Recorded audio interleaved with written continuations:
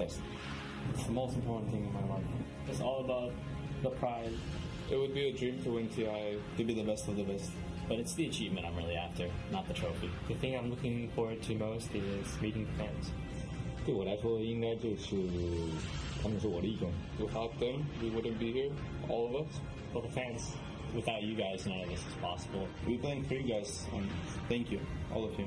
Yeah, 谢谢大家 and thank you. Thank you. We're here to play for you. 我们出发。 Let's do this. It's go time now. Let's play some Dota. Let's do it. Let the games begin.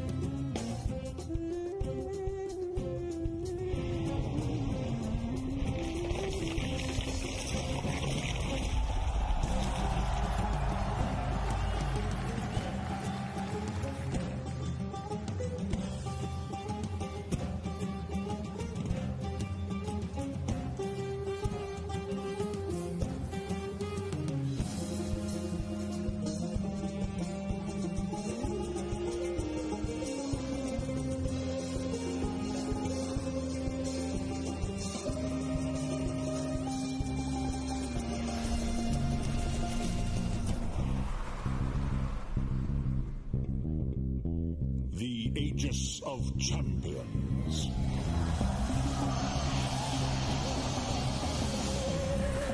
It is an immortal symbol of ultimate triumph.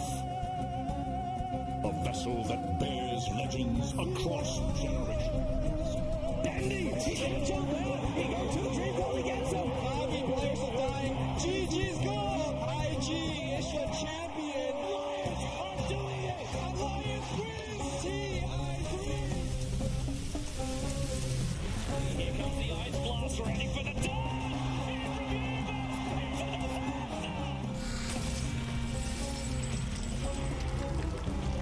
From all corners of the earth, they've come. Time and again. Each seeking to prove themselves worthy. To claim the champion's crest. And a place in the chronicles of history.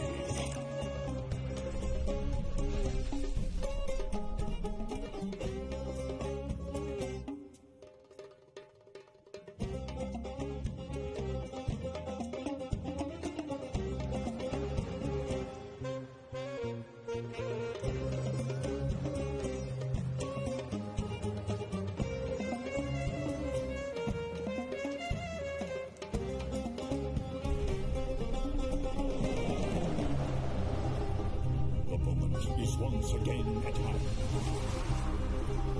As veterans and newcomers alike have fought in tournaments around the globe for the chance to wage battle on the world's biggest stage.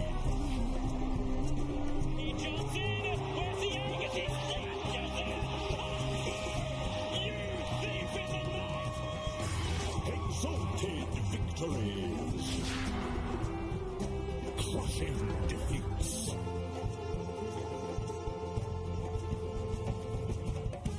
Old rivalries rekindled and new blood spilled.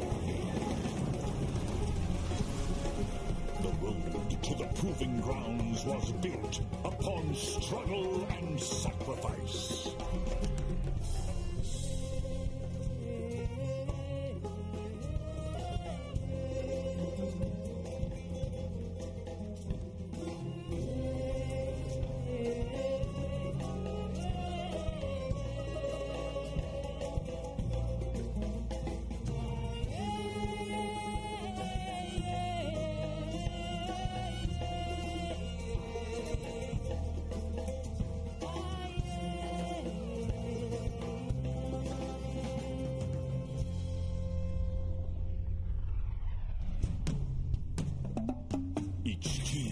faces insurmountable odds.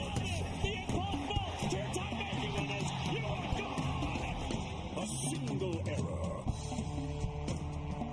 or one stroke of brilliance might change entire fates, and every step on this journey could be the last. Aspiring champions must steel their resolve and trust that they will be the ones to capture the fire and the glory. That they will be the ones to lift the aegis of champions. And before the eyes of the world declare, none shall rise above us now. Welcome to the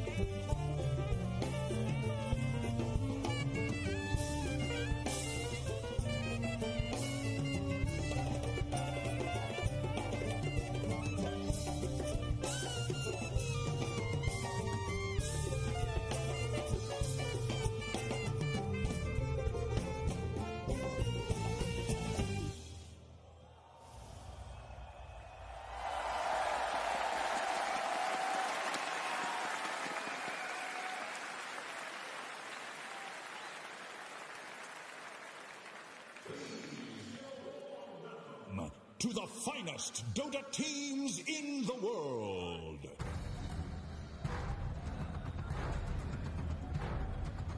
2017 champions, Team Liquid.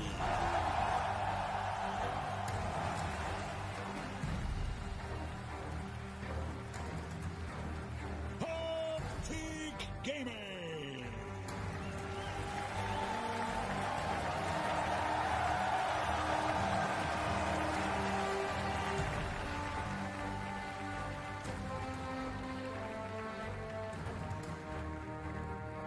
Virtus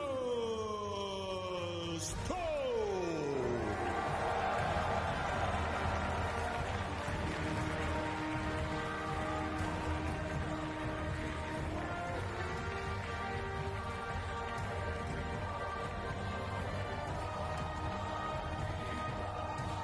PSG!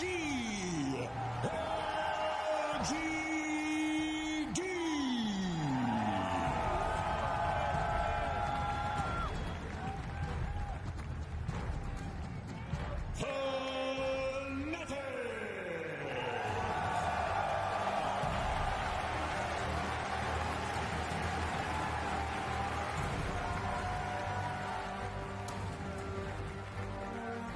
Team Serenity.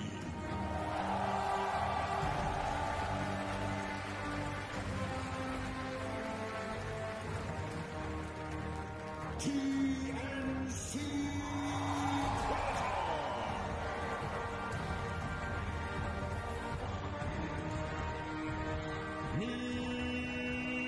Mineski.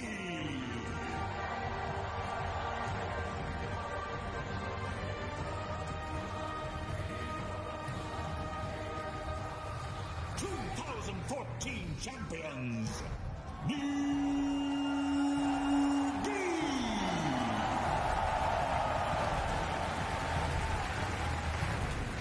Windstrike!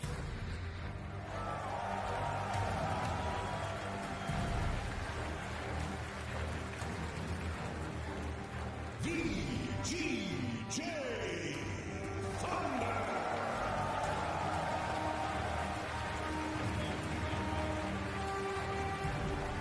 The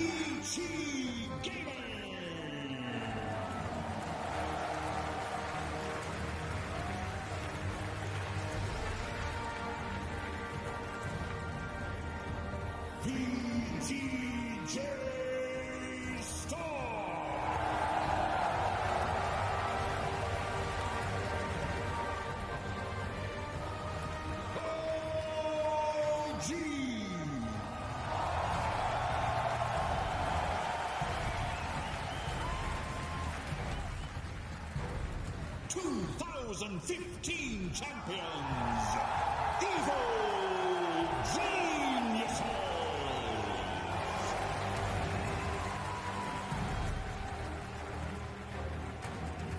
Team Secret.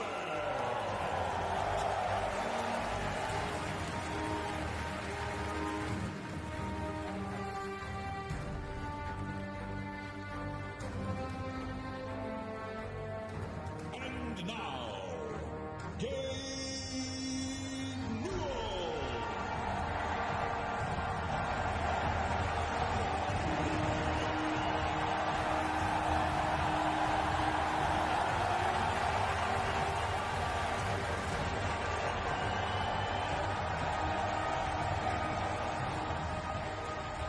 Welcome to the International.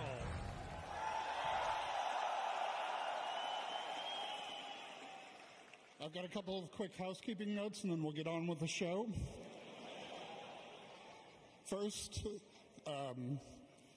thanks for your patience getting through security. We may not be able to get Admiral Bulldog in here, but we got all of you.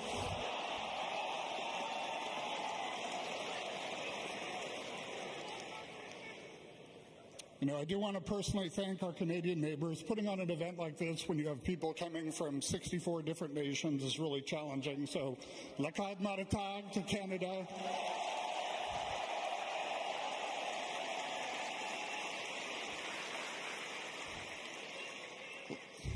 Yeah, I love you guys too. Last thing, the Artifact team is down at PAX, so they couldn't be here. But what they asked me to tell you is if you've linked your ticket to your account, you'll get a free copy of Artifact.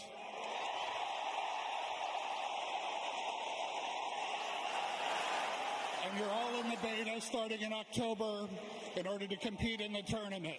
So good luck. Everybody enjoy the show. Have a good time.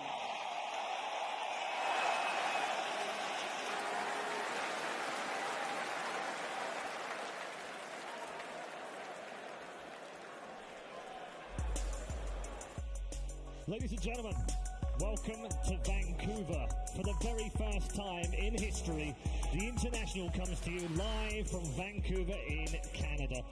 What a fantastic opening ceremony we've had. So how do you follow Dave Newell after that? Top memes, by the way, game.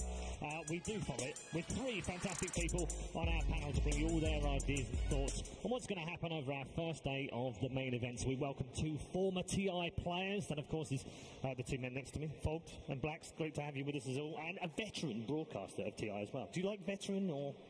Veteran sounds great. You know, every TI, I'm like, oh, you know, it's another TI. And then I get here, I'm like, it's as magical as It is, isn't it? The opening ceremony, goosebumps. I'm a sucker for those ceremonies. I love them. How many tournaments have we had this year? I don't know, lots. Lots. And that just the difference. And then you have all this hype coming in, and Gabe comes out and memes us perfectly. Yeah.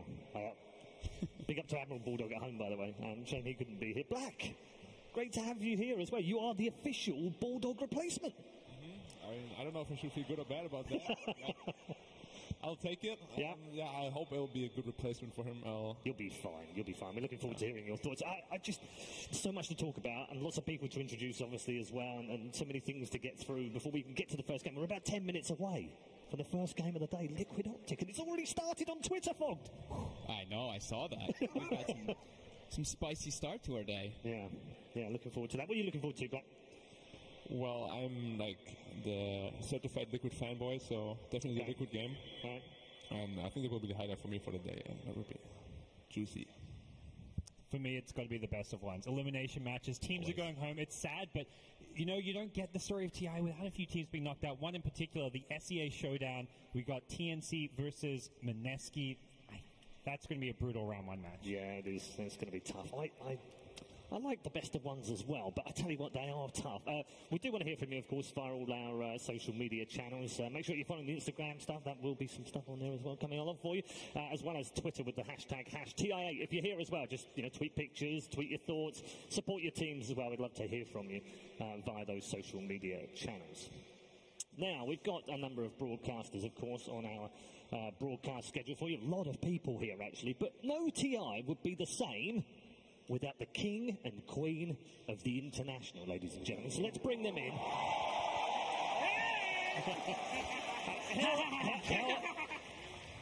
How's it going? I've been bribed into calling him the king or something. I tell you what, though, Casey, you need a proper nickname. I can't just keep calling you. You need a proper, game nickname. Well, Slack said he had a couple of ideas. Oh, yeah. You could be KCCCC, KCCNC, Casey Lover 69, whatever you want. Okay, that's enough. Okay, all right. Okay. I was thinking in honor of Canada, I could be Casey Looney. Yeah, that's great. Come on, Canada! Come on, Canada! Currency!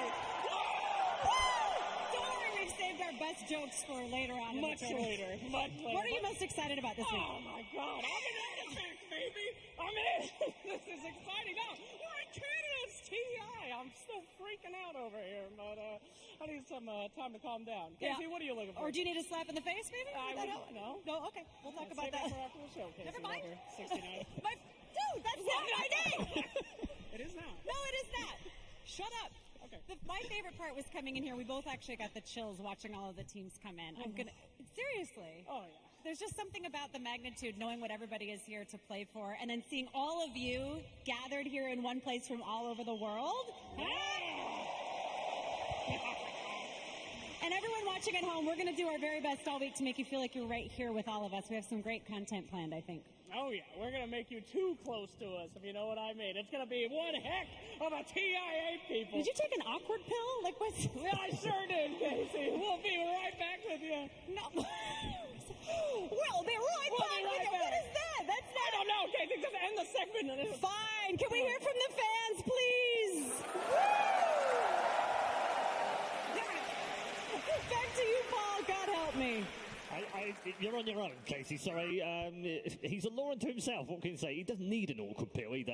Great from both of you. Again, as I said, great to have them both here as well.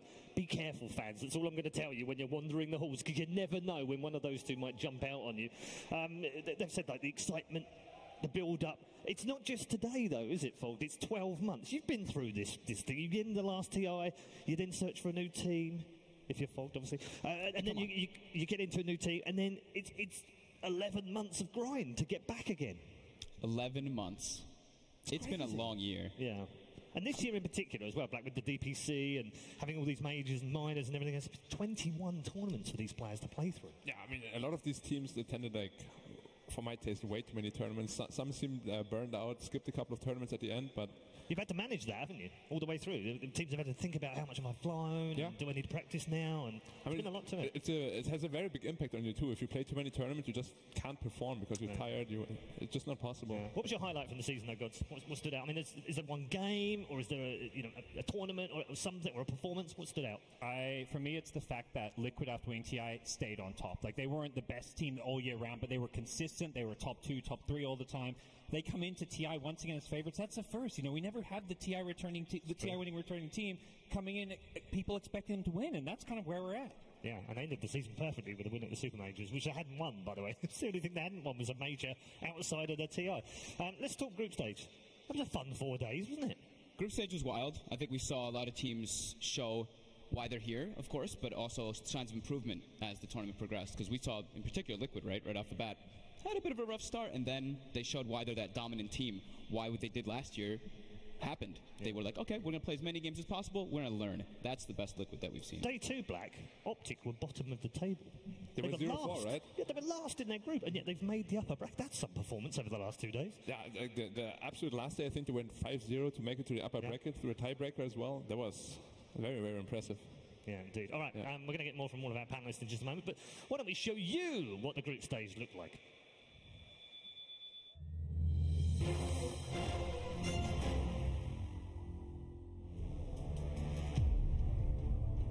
The group stage. 18 teams earned a place in Vancouver for the International, but only 16 are destined to face off on the main stage. The first 2 days of Dota brought many surprises. The battle for the Aegis is on, and it's Matu snatching the Aegis to 4 black hole on the 4. They caught him all. Everybody's got triple kill. Coming into day 3, the upper bracket spots were still up for grabs, and the battle in pursuit of them was fierce. Could it be a triple rampage? Yes, it could. A triple rampage for Army. You gotta be kidding me. 2 open qualifier teams, Evil Geniuses and VGJ Storm, defied the established order early, seizing control of the groups from the very first day. Only VGJ Storm maintained their lead and guaranteed themselves a spot in the upper bracket by just the end of day 3. Defending champions Team Liquid were the victims of the most lopsided loss seen at the tournament this year. Now the cleanup happens as Liquid lose for 39-1. Have we ever seen Liquid lose a game this bad? But conceding that game seemed to light a fire beneath them, which drove them to a close to flawless run to the top spot. Unprecedented pressure, unforgiving opponents and nerves can often muzzle an otherwise fierce underdog. Day 4 for TI's first Brazilian squad was perhaps where said pressure struck. Behind King RD, he's dead for 40 seconds. Tamo's dead as well. That's going to be the hopes. It's just one after another, and Pain Gaming are going to be eliminated here at the International 2018.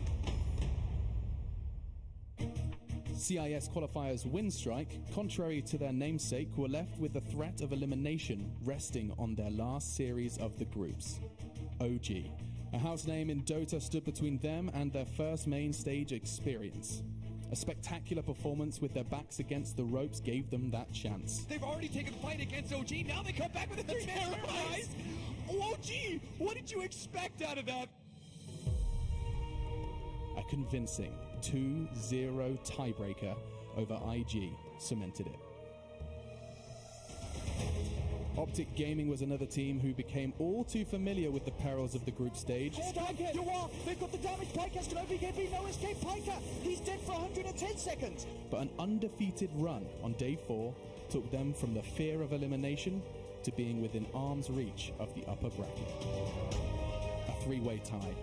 Newbie, Secret, and Optic. The idea? 3 best-of-1s between the tied squads. The reality? 2 quick games of Dota that crushed Newbie's chances of another upper bracket run. As the last throne fell, our main event bracket was set. Now each team knows their next opponent, but little else is certain, except that the Aegis of Champions awaits in Rogers Arena.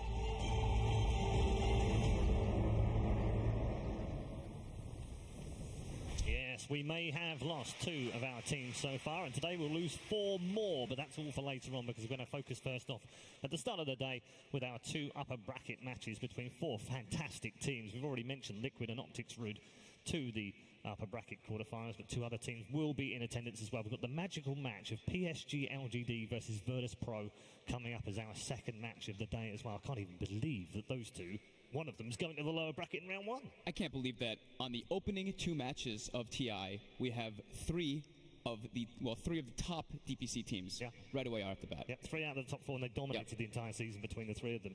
We're going to turn our attention to these 2 teams, Evil Geniuses and Optic.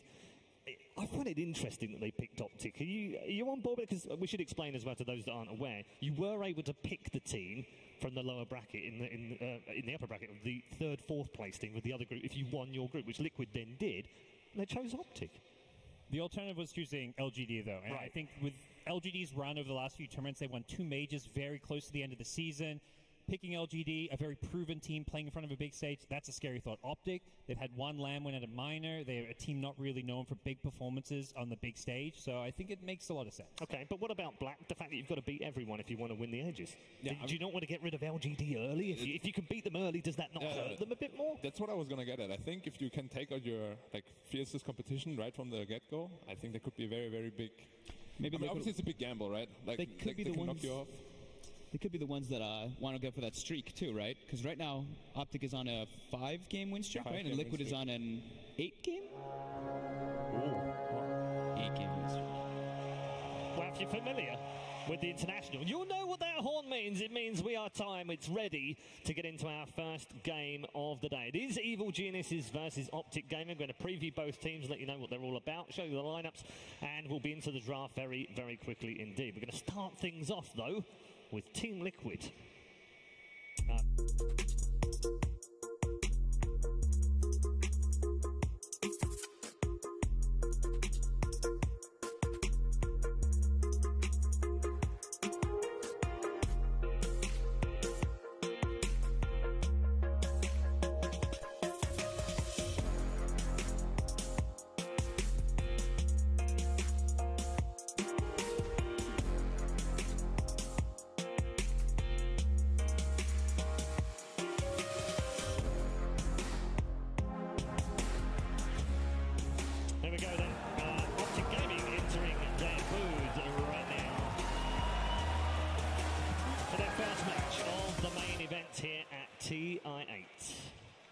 A former winner amongst those teams as well. PPD, one of 11 players here, gents, trying to win a second Aegis. We weren't able to talk about this earlier on, but this is what it's about, this next 6 days. It's not just winning the Aegis, not just doing everything, but it's also, you know, who's going to win too, and they have a chance in here.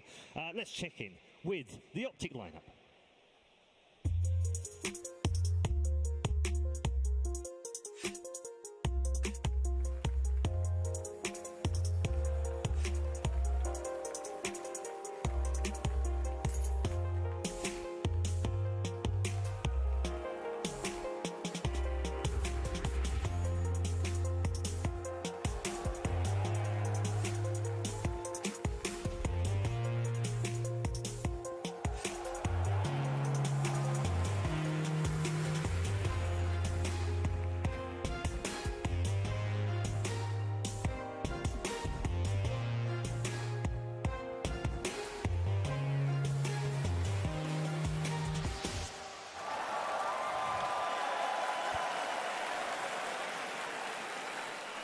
Their opponents, of course, the champions, the defending champions of TI7 is Team Liquid. All-star lineup, champions from last year, looking for a second Aegis as well. Amazing that we've got 6 players, gods, in this match. This first match of the day, 6 of them have already won at the International. Yeah, I think for Optic particularly, you got to look at that guy, PPD, TI5 champion. He's the one that needs to keep everyone calm, lead this team, give them that confidence to take on TI7 champions Liquid, because you got to imagine there's a lot more nerves in their booth than Liquid's. And Black, we were talking about this last night, you and I. You had some interesting opinions about PD. Seems to have this uncanny knack of being able to bring players up and bring them together. Yeah, personally, I feel there's only like a handful of people who can do that in Dota, and PPD is definitely one of them. Like, it doesn't matter who you are, he can make you great. And he makes like every team work. Like, there hasn't been a team that really failed under his leadership, I think. So this guy really deserves a lot of credit. Yeah, maybe even Fault could have done well. Yeah. So come on. I mean, that was too easy. That was too easy. I'm glad we're bringing up right away, though, the captains. Because I know in a lot of matchups, people are talking about, all right, the mid, sure, all these roles are important. But for this one, I do feel like it's a lot of a mind game between Kuro and Peter. Yeah, they are 2 legendary captains. It's going to be interesting to see how they draft against each other as well. There are lots of mind games. I mean, it's already begun on the social media. We've had Liquid. I can't remember the last time Liquid got that feisty on there, but you guarantee Peter's got those draft tweets already, isn't he? If they manage to win here, he's gotten ready. He's not going to... I don't think so. Because Peter lately, right, when he does win after someone does something like that, he kind of stays a little quiet. He knows he's like, actions speak louder. Absolutely. That's the best way to return them back. They have met 3 times before, gods, over the DPC. It's mostly gone Liquid's way, but there was a 1-0 win in the middle of that at DAC for Optic. Can we read too much into that? Or it's such a different game now, isn't it? It's changed. It's also just a different beast when it's TI, so it's a nice maybe reassurance probably on Optic's mind. Hey, we did get that 1 win. They're not unbeatable. They're human like us, but it's just so different when you're playing at TI. Yeah, I know we're focusing on Optic. It's mainly because what more is there to say about Liquid? They're back again. They're in great form. They won the Super Major at the end of the season. But focusing on Optic for a moment, how do they cope with this? Because for some of those guys in that book, this is a new experience. I know they've played in big tournaments so far, but this is TI. It's different, isn't it? Wick, it's Quinn's first one, right? Yeah. So, well, actually, he was at the last one, but not playing. 33 played in the last one. 33 did play the last one. There's some role experience, but I mean, it's definitely a different monster when you're on this type of stage, no matter how ready you can be. Yeah, you're playing versus the last year champions right off the bat. And there's a different expectation this year, isn't there? on those players? I mean, I think last year there was kind of like they're going to struggle. It's going to be tough for them last year, both 33 and for CCC. This year, they're in a championship-winning potential squad. Yeah, they are, and they also started from the winner bracket, which a lot of people didn't really expect at the beginning of the tournament, and they definitely gave themselves a very, very good shot at actually going deep into the tournament. But of course, Liquid has other plans for them. Yeah, I mean, all of you, just feel free to chime in. What do you make of this? It seems unrelentless from Kuroki. It seems like he won't stop until he gets 2. And I get the feeling that if he wins 2, the first thing he'll say after lifting the ages is, I want 3. There's just he seems to have limited motivation, doesn't it? Dude, I hope so. If Kuro comes, let's say they do make it, and he goes up there and he quits, oh my God, that's devastating for all of us. Yeah. So let's hope that they keep talk about retirements. There's lots of Dota ahead of us. But yeah, what do you make of this motivation? There's a lot of amazing players in Dota with great legacies, particularly spanning even further back to before Dota 2 with Dota 1. And there's no one player or team that's really made that wear the best kind of legacy yet. And I think that is what motivates Kuro. That's this team as a whole, but particularly him, because he's one of those few from the old guard who's continued to play from 10 plus years ago. He wants to be remembered as the best Dota player ever. Yeah. Is there a hint of the original Na'Vi legacy that he was obviously a little part of when he went into that team? Did he see a little bit and think, oh, these guys have made 3 finals in a row. That's as close as anyone's ever got. Is there an element of that? You kind of maybe saw legacy potential there? Definitely. I mean, TI is already kind of this legacy thing for Kuro. If he makes it like this, it would brand him as probably the best of all time. And there's definitely this big rivalry, I think, between those big captains, PPD, Puppy, Kuro, some of the Chinese captains like Zhao Wei, who's no longer playing, but those guys were always up there, TI after TI, competing in the top 3, top 4. So it's kind of yet to be proven which team and which captain is going to be remembered having won the most TIs. Isn't it crazy, as we went for the draft there, by the way, isn't it crazy, Black, that we're in the 8th international, 35 different players have won the ages, and 7 different organisations. Also, if it carries on this year the way it has done in the past, it's an even year, and it's the 8th year, by the way, which is very lucky in China. And therefore, it's a Chinese team that wins this year who has no players that have ever won before and not an organ. Well, LGD win this, don't they? LGD or everyone else can go home. What about Serenity? Well, Serenity could win it too. Good point. Vici could too. I mean, there's a lot of teams that could potentially win it for the first time. Even VP, favorites for a lot of people. If they were to win it, they would be the first timers as well. But of course, it would break the curse or whatever people want to call it. Yeah, I think their turn's next year if it follows round, isn't it? Because Na'Vi won obviously all the way back, so it goes CIS, North America, Europe, CIS, North America. So yes, it's their turn next time, right? Should be. Yeah. I don't know if we can cope with all these memes. I don't think they can. Streaks. They can't either. Yeah. VP's been dominant throughout the whole year. Yeah, they've been fantastic, haven't they? LGD, though, great end to the season.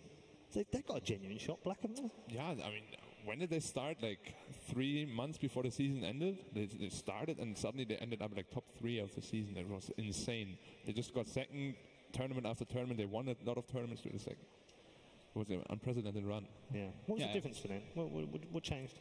They shook things up a bit. It was the roster change, really. Like they brought in X-Nova, they brought in Chalice, they brought in some young blood, and those guys just, I think, had this drive, this motivation just to win and prove themselves. They work well. The team just meshed better around FY as a captain, and that's all you sometimes need is just a fresh perspective. That's what I was going to point out is the FY factor, is that he was playing off lane and then he got swapped to support, so he could do his captaining role from the proper one. I mean, he's a support. I mean, he's a godlike support. He's a legendary. Exactly. What is he doing in the off lane? FY off lane is we just want to forget that. Don't forget that. Yeah. He wasn't bad by any means, but it's not him. No, it's not what he does. Yeah. Let's talk heroes, because as I said, we're moving towards the draft, just waiting for the plans to get rid of both of these 2 booths. Surprises, gods, from. When we kind of came in, we kind of went, we don't really know what the meta's going to be. We've had a 2-month break. There's not really been that much action. It'd be interesting. Meta, whatever you want to call it. But this year, these teams are all practicing here for quite a long time. So right off the bat, first game, we're like, Venge first pick. And we're all looking at each other like, all right, well, the rumors are true. I guess there is its own established meta already. Yeah, I want to bring that up, actually. Venge is potentially one of those heroes that is going to be hotly contested between these two teams. The weird thing is they're one of the only two teams where the 4 and the 5 play the Venge, and they're quite happy to switch that around. They don't really mind too much whether it's a kind of a more attacking 4 or a more passive 5. Both Kuro and GH have got equal number of games from the group stages, so you'd assume they both want the Venge. Yeah, more than likely. I think there's a couple heroes that we have that are very flexible, that are lying amongst that role, that have risen in popularity in the last week or so. Yeah, and also it can be played as a core. Yep. It goes back to what we were talking about, I think, right at the very beginning of the DPC season back, was that flexible first 2 picks are preferred. They like those things that can be switched in and out of a core. Yeah. Is it a core? Is it a 4? Is it a 5? They like those kind of picks. I mean, Venge is probably not as good as the core anymore because they nerfed the talents, which were really good for a core before, and now they're more like, they fit the support role better. Yeah. So we will probably see it as a 4 or 5, and then leave the core picks for later in the draft. We do see people vary, right? Like I think that's why, for me, I saw the rise of all these heroes. It's like the Mirana, the Wraith King, the Venge, is because you pick these early on, and someone counterpicks you, and you're like, all right, well, Mirana, your support, whatever. You just relegate it to whatever you feel needed for the draft. Are you surprised, Gons, about the earliness of the Broods and the Huskars that we've seen in the groups? Yeah, Brood was a hero, I think, very important for this matchup particularly because both teams play it very well, Matu and 33, and to the extent that this is a matchup that we're talking about between the two captains, Kuro and PPD, you got to look at which players pick can kind of win them the game. And I think with Optic 33, he's the guy who plays those niche heroes, can play some weird picks. And for Liquid, you look at Miracle. He plays everything. He'll take that 10th pick of the draft usually, win you the game off whatever he's playing. So definitely the hero pool for those two plays very, very different, of course, and I think much smaller with 33, but the kind of things that can just win you games, like the Brood, the Husker, these kind of cheesier picks. I feel like it's kind of cool that we have this opening matchup, and these two teams, I feel like, are the ones that aren't afraid to go a little bit outside the box with some of their picks. Like, they showed this Venomancer, right, where they see these melee heroes a couple times, they'll pick the Veno. They're not afraid to try heroes that I feel like other teams are a little bit hesitant on going for. What about the Kuro Klings? I didn't get to see that game. You didn't know, I did not see it? What about the Phoenix Core? I didn't get to see that one either. I saw bits and pieces of it. Yeah, there have been some out there stuff, which is always fun, isn't it, for us? Because we kind of sit there watching, and you're trying to watch one of 4 games that are going on in the group stage, and you kind of, what are they going to do with this one? It's very interesting to see that it is a meta, but it isn't a meta. It's almost like a personal team meta, that they're either, are they trying stuff, or are they confident they can win this match, therefore they can be a bit riskier? You never quite know, do you? Nope, and these teams have now had some time to prep and wait, right? Yeah. So now, are we going to come in here and see the exact same thing from the group stages, or are we going to see a little bit of a switch up? Most banned for Optic during the group stage. They banned Enchantress 11 times, which would suggest they don't want to play against it, but we've seen that an awful lot from a lot of the teams as well. Interestingly, on the other side of the fence, Liquid haven't banned it. They're like, come at us, bro. You've got my control. Yeah. He loves Enchantress. Yeah, he's like the incarnate of Enchantress. Yep. He always plays it in pubs, and he plays it really well. No reason to ban it, honestly. And then, of course, we have the other issue of the unbannable GH. He just seems to have more heroes these days that he can play really well, and it's even scarier. And a lot of those heroes have come back to the meta, like Earth Spirit, the Nyx Assassin, Earth Shaker. He plays all these heroes incredibly well from the 4 position. You add that to his typical IO type picks. He's very hard to draft against. Yeah, they've banned a lot of IO. That's their second most banned for Optic as well. Amongst their bans, Templar Assassin, that's another hero that's come out of nowhere. We saw a little bit here and there. It was more like a counter pick, wasn't it, earlier on in the season? Depending on what the mid-matchup was, but now it seems to be properly back, but hasn't seen a great deal of success. How is it actually doing here? Overall, I know a lot of teams are picking it. That's the thing. So that changes it. It's 56.5 after 23, so it's not terrible, but it's not. It's not like it's game winning 75% or something. Usually the TA tends to lose when it gets like late game. Yes, because the most cores just scale way better than the TA, and the items they can itemize way better than the TA. It's more like a mid-game finisher. You get the ages, you push the high ground, and that's usually how you end with the TA. But here the games have been actually quite long, I think, right? A lot of them. Especially the TA games, they have been quite long. I feel like a lot of the games have gotten to the point where it's incredibly farm heavy. Like we have the matchup. You have, okay, they counterpick TA versus Lina. All right, what are we gonna get? And then the TA is doing Ancients all game, and then Alina is also doing Ancients all game. So like, oh wow, all right, this could go either way kind of now. And it seems like the Chinese teams in particular don't really mind playing that Lina versus TA matchup. Yeah, we've even seen Lina's beat TAs in lane. Yep, I saw Ori. Yeah, Ori versus no one. Ori solo killed him twice. That was pretty remarkable. It was intense. Yeah. There's a man waiting on the commentary desk who is very happy that the Drow is back. Oh, the Drow is back, and also it's doing very well. I have to say, 65% win rate off 20 games. And one of these two teams pick Enigma as well. Yes. Yes. I think we might just see the Enigma in this series. It's definitely possible. Yeah. It's been a lot of changes to the meta black. What have you made of it as a whole in the group stages? What have you enjoyed about it? Dark Willow. Dark Willow is one of those that's kind of gone in and out of the meta, and it is in this particular game as we welcome you to draft number 1 of Optic Gaming versus Team Liquid, the defending champions, going head-to-head with a team who narrowly avoided or narrowly missed out on claiming a top 8 place in the regular season. They finished 9th overall and are captained by former champion PPD. But look at the Liquid ban. They banned Enchantress. They did. Which we talked about. They hadn't banned, so they were mildly worried about it. And the other two heroes, the Venge and the Marauder are taken out, and there's the Drow Ranger taken out too. So Optic, they took the IO first pick, right? And Liquid responded with Wraith King and Willow. And that's another block pick as well, isn't it? The IO, obviously, GH. Yeah, you don't want to give it to GH. You have to first pick this hero. If you're leaving it in the pool, you have to first pick it. Yeah. It's just a given. And I think the Weaver pick is kind of neat to me, because I think we've seen IO openers followed by Gyrocopter every time in this tournament, right? Yeah. So that one I feel is a little bit of a change-up. Also, Weaver, though, is really strong against IO as well. Yes. Like, I don't know if Liquid ran Weaver yet, but they definitely can if they wanted to, and it's really strong against IO. Yeah, we've been seeing a bunch of teams do that hero versus IO for sure. It's very annoying to play against the low armor. Low armor. Can't really catch him ever. Disable. It's very hard. So the Weaver versus the Wraith King, you can go for your mana break talent or you go for Diffusal. Very good versus the Wraith King. The bugs as well versus Willow, right? You can't actually remove the bug even if you go in your Shadow Realm. You can even stack both, right? Like Diffu and the talent. Yeah, you can take both. I feel like not enough teams are drafting these mana burn heroes against Wraith King, because the whole idea of this 3-position Wraith King is that, you're just a frontliner that no one wants to go on, you reincarnate, and no one's really picking enough Weavers and PLs to counter it. It's a brute ban, right? Yeah, it's a brute ban. We expect gyro ban. They still take out the gyro just in case. I think I like that a lot, because the Weaver, it's not one that it's going to be paired, like Pycat's playing it or something. No, there's still the variety that they can put in multiple different roles. A gyro solo mid with an IO follow-up can be so devastating. Most heroes actually just die to it. Like, they tower dive you and you can't do anything about it. I even saw some games where LGD would pick 3 cores and then they have the gyro and they're like, all right, well, gyro's going to be the offlaner because he's actually not really the most important. He'll get to that point anyway. Yeah, he just takes on more like a team fighty role rather than a carry.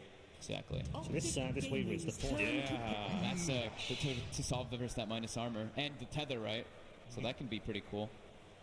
This Lich pickup. I love Lich. Like, in this lane meta right now, I think Lich is really, really strong and a bit underused for me even. The team that showed that Serenity, they were picking it all the time in the group stage and had some great wins with the hero. They ended with it 2 times in a row, right? I think they picked it in 2 of their last few games. 10 seconds remaining. I mean Lich just makes your hero so tanky. Like, everybody that hits you gets slowed, and then you get a free plate mail. So they played this Weaver 3 times Optic during the group stage, 1 or 3. Okay. Did they pick it that early too? Because the second Weaver is quite early. It is quite early. It has been getting banned a lot, though. Yeah, it's been banned out in the second phase as well. So Liquid know they're going to play it. They wanted to play it. I think it would have been a second phase ban here, wouldn't it, Gods? I think so. I think Weaver is one of those heroes that's looking like it's just a stable core you can pick in the first stage because it is flexible with the lane. It's kind of similar to Miranda where it's a strong laner, goes in kind of anywhere and just fits most drafts. Yeah, weirdly, Optic haven't played it out in the offlane just yet. But sorry, Optic haven't played it in the offlane. Liquid have. Liquid have. Yeah, Liquid have. Yeah. Have they played it mid yet, Optic? Or was it only VP? VP definitely played it mid, I know that. I saw no one playing it once, yeah. No one played it once. Honestly, mid Weaver is really strong. You get like every rune. Yeah, Miracle played it once as well. And in the mid as well? Okay. Yeah, that's like a Dota 1 throwback, right? Yeah. I feel like people used to do that a lot in Dota 1. Bottle with Weaver. Tiny. Liquid has not lost to Tiny. Ever. In this tournament. All time. I'm not sure about ever. Yeah, not quite yet though in this tournament. I think I don't know, we'll probably hear about it from a certain person later, but they have quite a lot of wins versus this one. Could you elaborate? Could you elaborate, sir? I'm sure he will. Optic Gaming. I like the tiny pick because it diversifies their damage. You see this Lich, this Frost Armor is just going to make everyone super tanky to physical damage. Get this new combo, the Avatos, where you can just kill a squishy support, a Lich, and a Dark Willow at the start of the fight. You just can't rely entirely on physical damage when Lich is in the game. And it lets you go through towers a little bit better too, right? The Lich armor is obnoxious. Tiny can at least go through that. I like your point. But the response is even better, I think, because Kling's completely bursts down IO and Tiny. Tiny has no armor whatsoever until like mid-late 5 game. seconds remaining. And of course, he's very tanky with ult on, and level 10, he has a magic resistance talent. He does have a magic 12%, not that much, but it's still a little bit. Tell you what, the fun thing about the Tiny is Optic have played this in a variety of different ways. Zai's played it, 33's played it, and CCNC's played it in this tournament. Yeah. I had a really remarkable game that we got to cover with Owen where Zai was playing the Tiny, and he won them the game in the first 6 minutes or so just by his rotations. So if it is going to be that. Is that where he switches with 33 and 33 becomes more of a 4? Or do they still play it as a 3 and a 4? It was, in the situation I got to see, it was 33 playing a more exclusive like solo offlane. He was playing the Enigma, and then it allowed Zai to actually take up more of the map and be his own element 10 seconds remaining. into the game. So the Dragon Knight picked up. Optic's draft is completely 5 open. They can go seconds anywhere with remaining. any hero right now. So the cool thing about DK, right, is versus the Clinks, you actually don't want to go into your Dragon form and stun, right? You want to get melee range blink stun, because you can dodge the projectile if it's in range, if you're in Elder Dragon form, but not if you're in melee form, with strafe, that is. Yeah. I mean, it's always like a pseudo counter. I think actually late game Clinks is really good against DK. You activate your BKB and you kind of just burst him down. You don't want to lane the Clinks against the DK though. No. No, you definitely want to avoid that. In a perfect world, you want to have the Clinks against the Tiny if possible. That's probably why they, that's a good point. That's probably why they grabbed the DK too, right? Because we've seen Miracle play that Clinks. Yeah. Oh. Abaddon. Wow.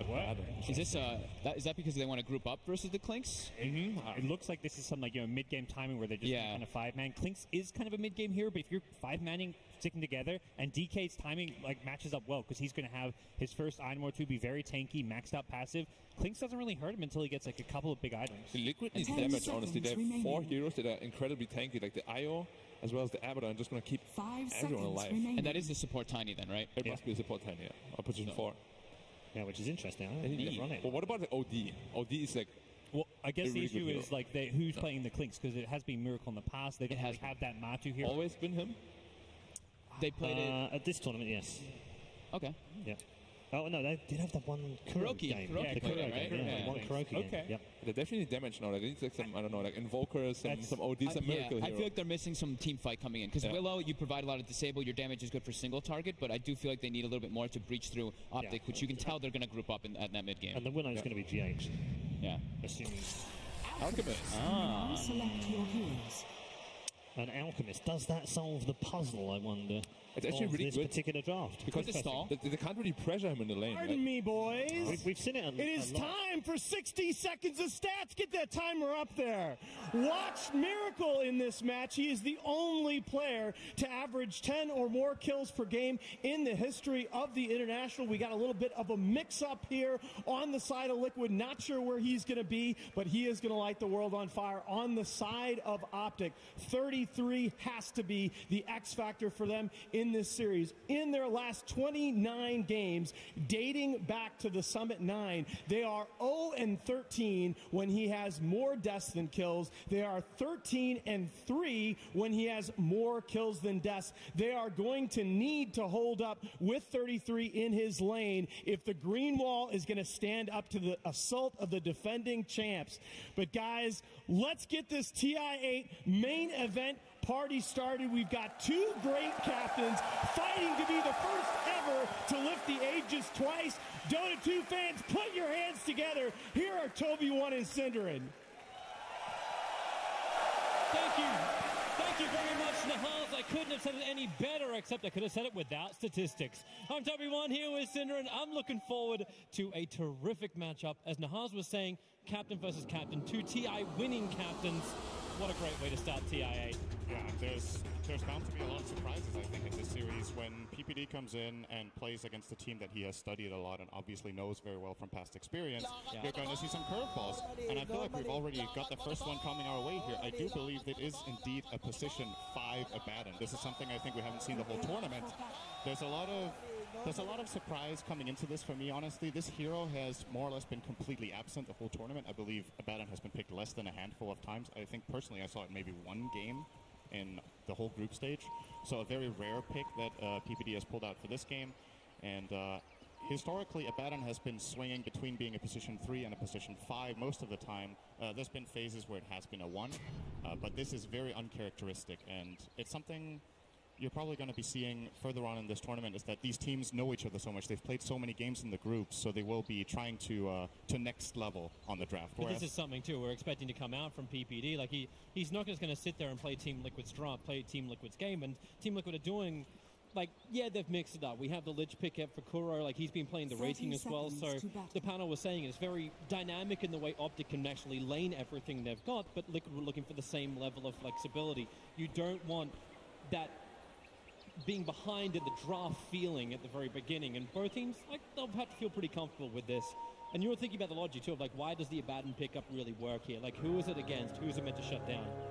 I think it's...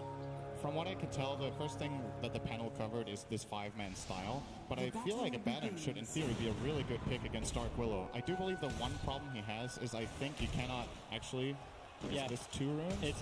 It's 3 for Liquid, 1 for Optic. He should be fine. He can Shadow Realm TP. He's probably going to do that. Okay. So, good start for Liquid. They get that extra rune. It's going to cost them a bit of regen there for GH, but they're probably happy with this. So Abaddon's Aphotic Shield, obviously removing these stuns, is really useful against the Wraith King. It's great against the Dark Willow, who has multiple ways of locking heroes down. But I do believe you cannot actually remove the Terrorize on yourself by activating your ultimate. You can, however, remove it on allies, if I remember correctly. Love watching that top lane where 33 just gets harassed up by Mind Control. It's a level 1 Searing Arrow. The medic has finally arrived in the top lane, so Zaya's come up there to make sure this DK lane is safe. It's going to be secure for 33. And just looking across these lanes, we were talking about how Optic can be flexible with their lanes, and I wonder which team feels like they got the better deal out of this. So Lich dual lane offlane is a classic. The panel was saying that Dragon Knight wants to play against the Clinks, so as far as that goes, that's good for Optic. Tiny against Alchemist is a Tiny favorite lane in the beginning, but Alchemist ultimately will start getting his farm in the jungle. And then finally in the bottom lane, this Abaddon Weaver lane is actually a really old classic from years back. Gives Weaver that extra bit of tankiness that it's lacking. You send in the Weaver aggressively with Shikuchi. You have that buffer from Aphotic Shield to protect and deal damage. We'll see how these lanes go for them. Well, Matama's copying a fair chunk of damage. So is PPD, though. Abaddon has 0 armor, and he's playing without a Stout Shield, so at least that hurts. At least he'll get a stick now, so actually there's not that much spam maybe from GH to cause some problems. But how does Optic actually deal with the mid lane? We've seen Tiny versus Alchemist. I think Samel was the best example from the group stage where he just followed the Alchemist wherever he goes. Do you want that kind of level of aggression from CCNC? Or is it on the rotation from the side lanes? Well, what I generally like to say when Alchemist is in the game and it's a core, then it's an Alchemist game. Like, he is the centerpiece of the game for both teams, really. You can't just leave Alchemist completely unattended. So first of all, you want CCNC to aggress in the lane. What Sumail did in the group stage was kind of extreme in terms of aggression, but in the right case, it can be great. Generally, what you do, though, is you bring supports in to try to contest Alchemist's jungle camps. You try to either steal them or kill Alchemist as he is farming them. But we'll see. I feel like CCNC as a player doesn't really have the same super aggressive mindset that Sumail does, however. So I would be surprised to see him starting to dive that tier 2 towerman at 4, like we saw Sumail do against Sunless earlier on. PPD, they just want to trigger off the shield nice and early, looking for that extra damage. GH has got it, but not enough. 10 HP, and PPD denies himself on the bottom lane. Does not want to give them that first blood. Close call. Real close, probably too close. A little more charged up on that Shadow Realm, and I think GH had him, but he was worried that PPD was going to fog him in the trees on the right, so had to go for the attack there, and PPD with the quick maths. The other intense lane's been up on top. Mind Control's been trying to harass down both Zai, but his positioning, Zai, has been absolutely terrific. Always backs off, lets 33 take a couple of extra hits, and there's a lot of consumables left up on that top lane, so it feels almost null to this harassment damage that Mind Control does. Gets hit by Dual Breath, there's even less power. We're going to have another crackdown on bottom lane. The Bramble's in position. PPD will catch up on the 2, but GH copying a lot of damage. PPD again! 2 for 2 on the denial. Oh, Team Liquid feels like they got something else. Pie can't care of the Bramble. There's the Briar Patch, but Tomlin's able to get the stun off. Weaver